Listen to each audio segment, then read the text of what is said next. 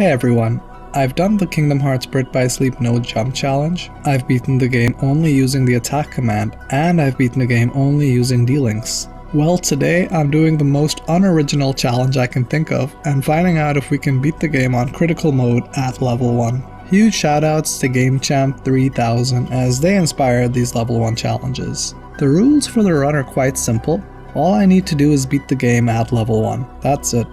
I don't need to clear the Mirage Arena or fight Vanitas Remnant. I just have to beat Ventus Vanitas, and the challenge is complete.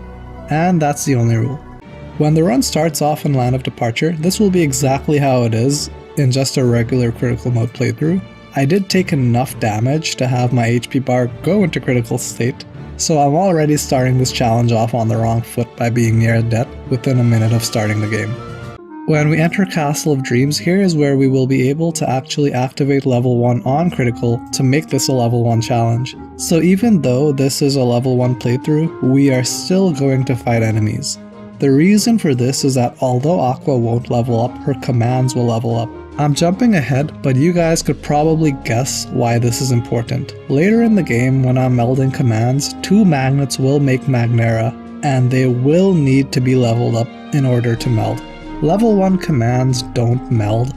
Whilst Magnera is not very important, melding commands together is the only way to get abilities. And in the case of the Magnera command, with a fleeting crystal, we can get the magic haste ability, which will be useful since it lessens the reload time of magic commands. And as an FYI, you can farm crystals and some commands in Maleficent's world using Snow White's D-Link. The Grumpy command is Treasure Raid, so we can get a ton of fleeting crystals, and if we get some Fire and Fire Dash commands, we can sell those. Back to Cinderella's world for now. For this entire run, I recommend opening all treasure chests. We are going to buy and sell a lot of commands throughout this playthrough, so the more commands and items that we have to sell, the less grinding we'll have to do. So really, once we get to the house on the other side of the map, just sell some of the commands. I recommend selling the attack commands on level 1 critical, since it's too risky to fight up close, and we will get one-shotted later for using attack commands. I sold Quick Blitz, Barrier Surge, and my high potions. Now we need to buy 1 Sliding Dash, 2 Blizzard commands, and 1 Sleep command. The Sliding Dash and Sleep command will be useful in the next level. But right now we just need the Blizzard commands. This is the type of setup that we want for the rest of the game. The reason for buying the Blizzard commands and keeping the Thunder in my final command deck is to activate the Spellweaver command style. Apparently, someone was drunk on the job one day, so the finisher for Spellweaver does a lot of damage on level 1 throughout the game as damage scales up. For the boss fight against the Pumpkin, as long as you can get enough magic commands in, we will be able to activate the Spellweaver command style. We don't care about the damage dealt by the commands to get Spellweaver. We only care about getting Spellweaver. The great thing about this finisher is that we are invulnerable during the entire animation. Honestly, as long as you're quick enough to get the Spellweaver finisher in, this boss will die. It may take a few tries, but it's entirely doable. We aren't getting one-shotted yet, since this is the first level, so you can be a bit risky with how you attack, but in the next level, our luck will change. The next level that we will go to is the Dwarf Woodlands. We will get one-shotted by the Magic Mirror boss, so we will have to play a bit cheap. But before we get to the boss, we need to prepare. And huge shout out to Pessilist's level 1 speedrun tutorial. I was just getting one-shotted by the mirror and not even getting close to winning before I restarted the game and used the speedrunner way to beat the game. The Magic Mirror boss is straight up bullcrap, so if you're going to attempt to do this, check out his video. Link to it should be in the description. The reason we bought Sliding Dash back in Cinderella's world is because we can use it to get the more powerful command, Fission Faraga, which will be used for the Magic Mirror. All you need to do is jump up to this ledge and maneuver your way to this arch. Then use sliding dash to get Aqua to the chest containing Fission for Aga. The reason we bought Sleep is because apparently someone else was drunk at the job when they made the magic mirror fight, as he is affected by the Sleep command. Never in my life would I have guessed that, but let's not question this oversight. If you guys notice, most of the commands we are using are magic commands. This is because we want to trigger Spellweaver again, as it does a lot of damage. Overall, not a terrible fight if you're using speedrunner strategies. Once you can get the magic mirror stunned with Sleep, or it's lying down because you just figured out he's not a mirror but a mask, you'll be able to do a ton of damage. Just like Sleep, the magic mirror is also affected by poison for some reason, and it has a kickback effect on the mirror. Basically, we're just trying to get the Spellweaver finisher, which is highly recommended to win. Once you get it and have the opportunity to use it, the mirror will be dead. Enchanted Dominion is actually pretty fun for a level 1 playthrough, once you know what to do. The first thing you want to do is buy and sell commands. The lucky commands this time are 4 magnets and 3 thunders that you need to buy. Maleficent's goons are affected by the magnet spell, so cast them with impunity and spam thunders when they are in the air for extra damage. Philip is pretty useless, so Aqua will have to be his babysitter for him to escape. And it's the exact same deal outside, just keep using magnets and thunders on the goons and this section will be done. Before you leave the dungeon and go outside, if you use a sliding dash, you'll be able to get the Ice Barrage command. I 100% recommend using this command for the Maleficent Dragon. I didn't use it in my final attempt because I'm dumb, as Ice Barrage is better than using Magnet on the dragon. For Maleficent Dragon, we will use the cheap Charlie tactic, which is actually a speedrunner tactic of running behind the dragon and hitting its legs. The name of the game here is to spam enough magic that we will unlock Spellweaver, and we will use the finisher again. Unfortunately, it'll take more than one Spellweaver finisher to beat the dragon, and the dragon will fly away. If the dragon didn't fly away, this fight would be easy, but the trouble happens when she flies away. Usually Philip will run to the middle and give us a reaction command. Well, if you don't heed his sage advice and dodge the dragon, which I know we successfully did, we will die. Like, what killed Aqua here? I know that we were safe. I guess Aqua just figured out that Mickey would leave her trapped in the realm of darkness and that's why she died. You guys might be thinking that I'm making too big a deal of this. The obvious solution is just to use the reaction command to get on the Hydra's back, right? Wrong. The other reason this fight becomes difficult is that as soon as Aqua lands on the dragon, we get struck by lightning or fire and die. This will one-shot Aqua every time. However, there is a solution, I think, or maybe I just got lucky. When Prince Philip throws Aqua up, just keep hitting square to use the shield. I don't know why this works, it just does. I guess the gods of Olympus smiled upon me, and I didn't die in one of my dozen attempts. So we will finally be able to beat Spyro the Dragon and continue the game.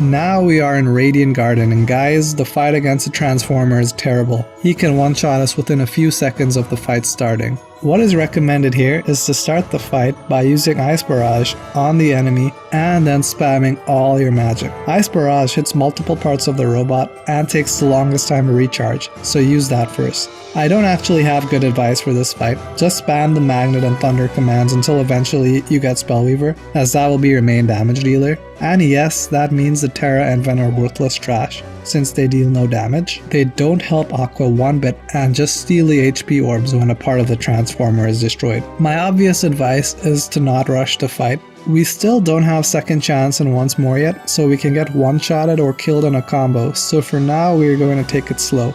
I actually messed up and got the Thunderbolt command style, so it's not crucial to use Spellweaver, so don't be alarmed if you mess up. The good news is that when we finally beat Trinity Armor, beating Vanitas will be fun. All you have to do is have Magnets and Thunders equipped. That's it. Having Magic Haste definitely helps with the fight, but if you don't have them, just buy Magnets to beat Vanitas since it charges back faster.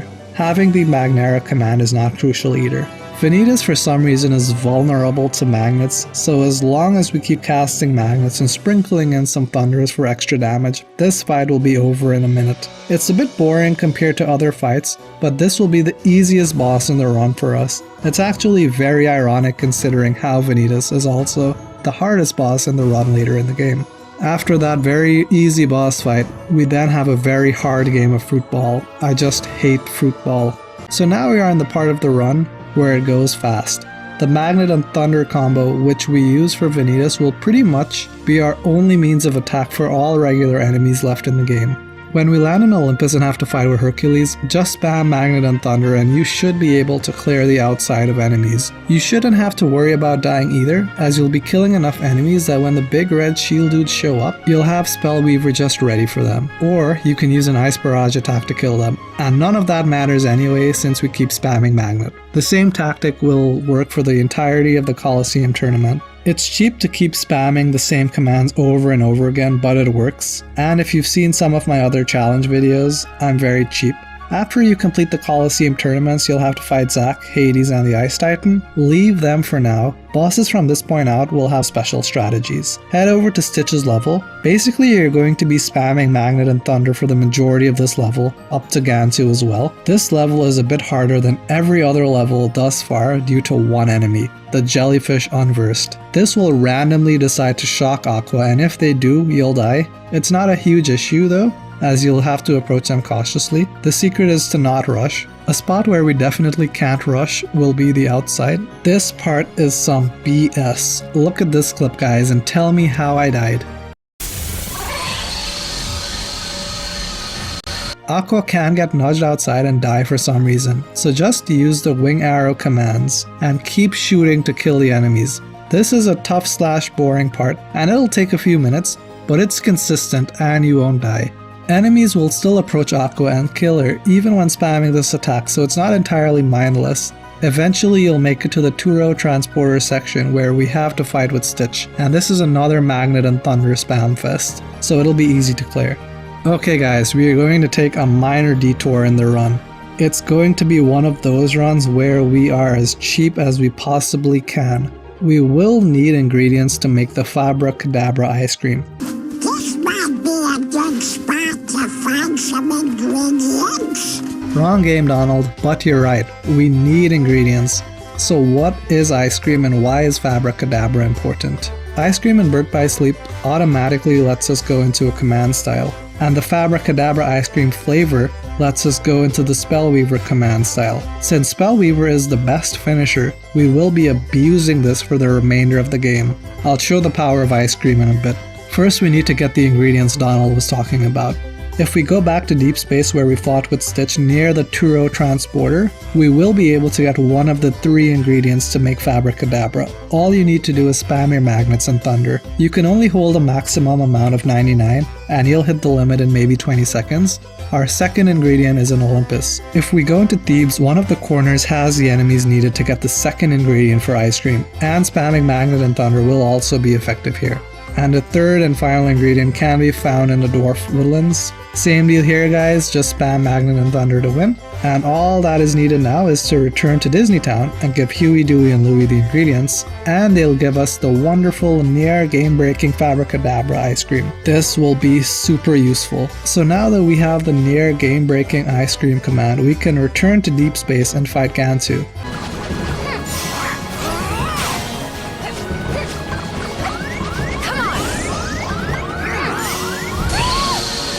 I call it near game breaking because we can still get one-shotted. Luckily I had once more equipped. As for the power of Fabra Cadabra, immediately as the fight starts against him, equip a Fabra Cadabra, cartwheel forward, and then use another Fabra Cadabra so that you can spam the Spellweaver finisher. It only takes 2 full Spellweavers to kill Gantu, so the goal to beat bosses now is just to use Fabra Cadabras.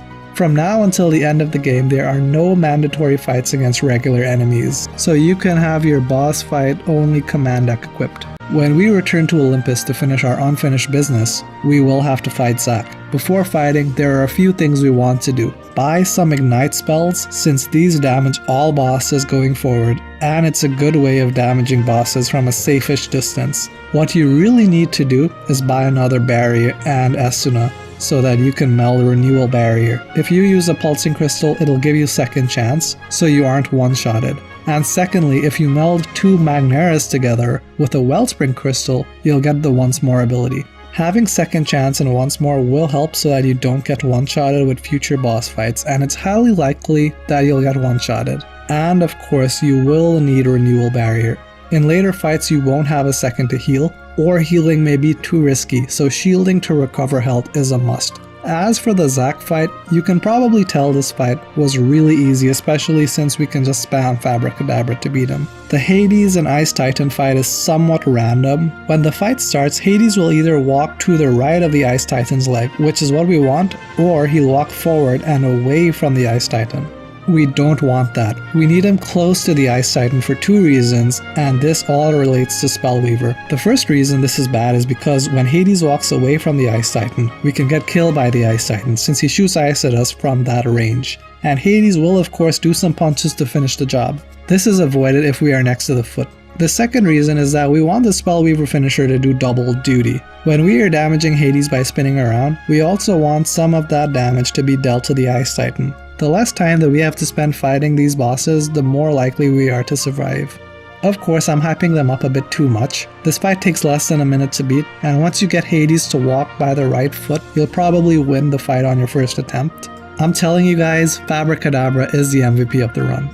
When we get to Neverland, we literally just run around the island and then we have to fight Vanitas. Vanitas has been hitting the gym since we last saw him in Radiant Garden. He won't one-shot us since we have second chance, but oh my god is this guy hard. I died a ton of times to him. I started off the fight using a Fire Surge command, but that was quickly replaced because I forgot that this game doesn't like attack commands. Even using Spellweaver isn't too safe, as the moment that Aqua finishes using the command, we can get killed since she is vulnerable. He also does a fake out where he shoots us with this jumping lightning attack, and shielding against it doesn't work, so it's not as predictable as I'd like. How I beat him, and I'm not sure there is a better way, is by using Mind Square and Mind Shield. For some reason, Vanitas will be smart enough to not run into the mines on the ground, and will instead just shoot at Aqua. This is good, as we can use his hesitation and lack of planning to kill time so that our other commands can become active again. And most importantly, he'll shoot a Kai Blast at Aqua, and one of these is enough to fully restore Aqua's health. Ignite is a good command to use here. Once it hits, Vanitas will take constant damage from the spell over a short period of time, and most importantly is that we don't have to be near Vanitas to use it. We can stand a safe-ish distance away from him and use Ignite. However, these strats aren't going to win the fight. Fabricadabra is going to win the fight. Vanitas will sometimes tucker himself out and curl up into a ball for us to use the Spellweaver finisher, or he might stand up for a few seconds after doing one of his Rising Sun attacks for us to take advantage of since he won't move. Don't be afraid to waste the Fabricadabras on him. This guy is hard. I think he took me maybe an hour to beat, but with enough time he'll eventually go down. Now we are finally in the Keyblade Graveyard. First of all, we can actually avoid the tornadoes. Only one tornado will follow Aqua at a time. Just remember to keep using Cartwheel to move and make sure that all of your movements are close to the tornadoes. I guess the tornadoes haven't worked out a plan on who's who to follow Aqua, so in those precious moments of hesitation, you can make your way to the other side of the area. For the final boss fight, this is my setup to beat them. I'm still at level 1 and I'm using 4 Fabricadabras with 3 Cures and a Magnega. The Magnega can be replaced by another Cure or Fabricadabra. The only reason I left it was because it had once more attached to it, and I was too lazy to level up the command to switch it out with another useful command. I have a lot to say about Braig and Vanitas. Our first boss is against Braig. He's very hard, but compared to the next boss, he's just a walk in the park. Anyways, there are 2 ways to beat Braig. I fought him the hard way because I craved pain and wasn't following the speedrunner way as closely as I should have. I made this an endurance challenge and used all of my 12 Fabricadabras combined with shot looks and a variety of short combos to win. This method took me about 5 minutes to do since Aqua's combos and shot looks do chip damage, but eventually I was able to win. This is not the recommended way to beat him. Now I'm going to blow your minds. This is so much easier, at least in theory, to do, than wasting 5 minutes and a bunch of Fabricadabras to fight Braig. When the fight starts, summon Peter Pan. Just like with the KH2 Level 1 run, Peter Pan is vital in the Birth by Sleep Level 1 run. What you want to do is get the Sword Bill attack. To do this, you have to damage Braig. Our combos are trash, so we will need to use Reflect in the air when he shoots at us. and some of his bullets will ricochet and hit Brig. It'll take some time to get the timing down to when to use Reflect, though you don't have to be super precise. This is also a prime example of why we need a renewal barrier on once more. Eventually Brig will get tired and try to do a fake out when he spins around and does laser attacks. It's only for like 2 seconds and then he'll teleport a lot on the battlefield. When this happens, you need to get ready and make your way to the center. This is where Swordbill comes in. When Brig starts raining down bullets from the very top, you want to use Aqua's double jump to make your way right up to where Brig is and activate Swordbill. I don't know why and I don't want to understand why, but this will do a ton of damage and kill Brig in one combo. This is the speedrunner way to beat Brig and I recommend it. Granted, this took me a while to pull off. It will be very satisfying to see this majestic display, but Brig is the easy fight compared to what's next. Kiss yourself goodbye! That's the end of that.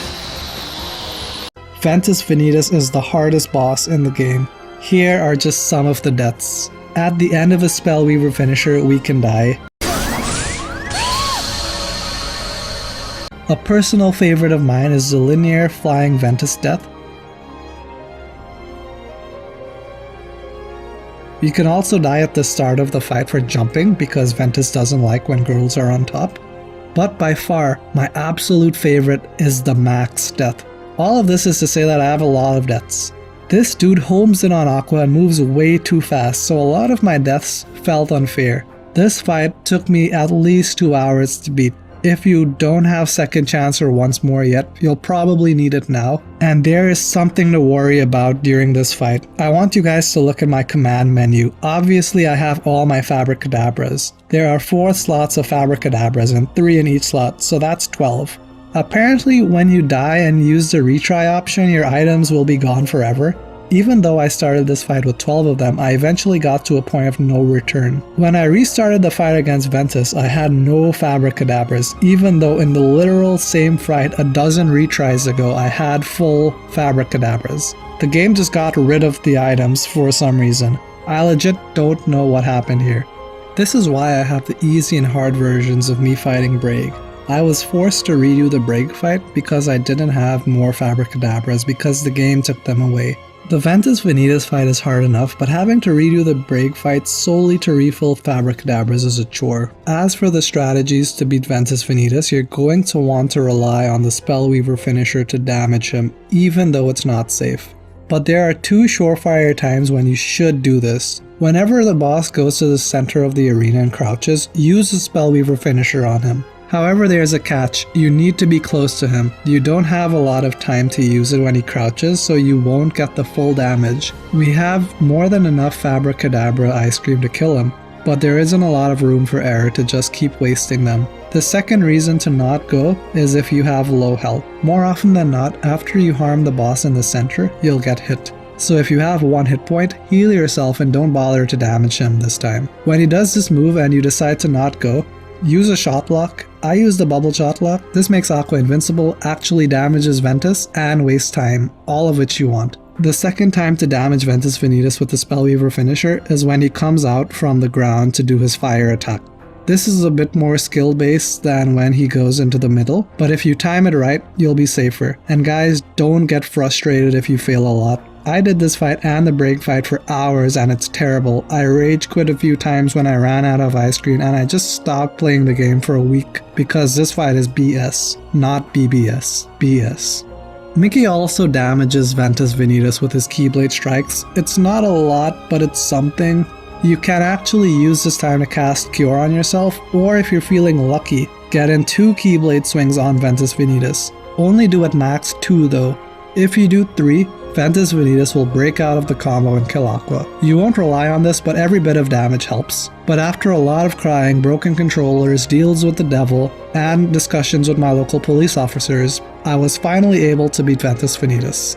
So can you beat Kingdom Hearts Birth by Sleep on critical mode level 1? Yes. So here I am in the final episode, post beating Ventus Vanitas, about to go fight Terranort. Please check out Pessilist's level 1 speedrun tutorial if you're going to attempt this or want an in-depth guide on how to do this. Link to it should be in the description. Huge shoutouts to him as his guide made this entirely possible. I attempted to do this without a guide, but the magic mirror fight really broke me and forced me to cheat.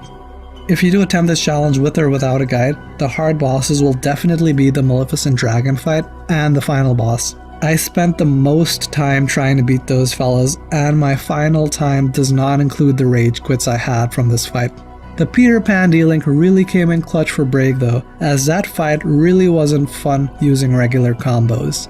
I'm thinking that maybe I'll do a level 1 Kingdom Hearts 3 video next. I remember struggling a lot to beat the game on a New Game Plus save with the Ultima weapon on critical, so expect that sometime in the very distant future. Don't forget to like and subscribe and leave a comment with your thoughts on the run, or if you have a challenge for me.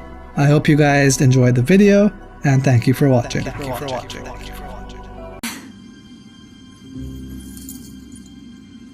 See you soon.